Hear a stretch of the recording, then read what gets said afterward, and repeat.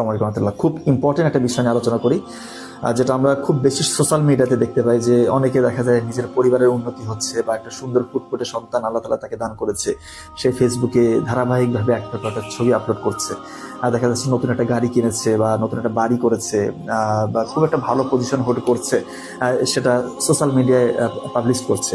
ভাই বিশ্বাস করেন, প্রত্যেক মানুষের নজর কিন্তু আছে। হ্যাঁ, হয়তো আপনার ভালো চায়, তারপর তার কিন্তু একটা নজর লেগে যেতে পারে যে ইস, সে এত ভালো আছে। এটা চলে আসতে পারে সাবকনসিয়াস মাইন্ডে। সে হয়তো আপনার মানে হিংসা করে না, সে আপনার চায় না যে ক্ষতি হোক, কিন্তু এটা সাবকনসিয়াস মাইন্ডে চলে আসতে পারে। তাই এই বিষয়টা একটু দয়া করে ভাই আমলে নেবেন। নিজের যে রহমত বরকত আল্লাহ তাআলা দিয়েছে, এটাকে ভাই এইভাবে পাবলিসিটি করে বেড়ায়েন না ভাই। কোন সময় যে বদ নজর লেগে যাবে ভাই, বদ নজরের কবলে পরে মানুষের মৃত্যু পর্যন্ত হতে পারে, মৃত্যু পর্যন্ত হতে পারে। এরকম অসংখ্য আমরা মানে নজির দেখেছি।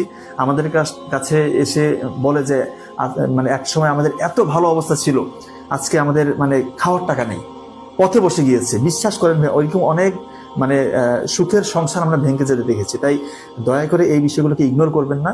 দয়া করে কোনো মানে নিজের সন্তানের ছবি, পরিবারের যে কোনো উন্নতির খবর এইভাবে পাবলিসিটি করে বেড়াবেন না ভাই। মানে মানুষের কিন্তু নজর লাগতেই পারে।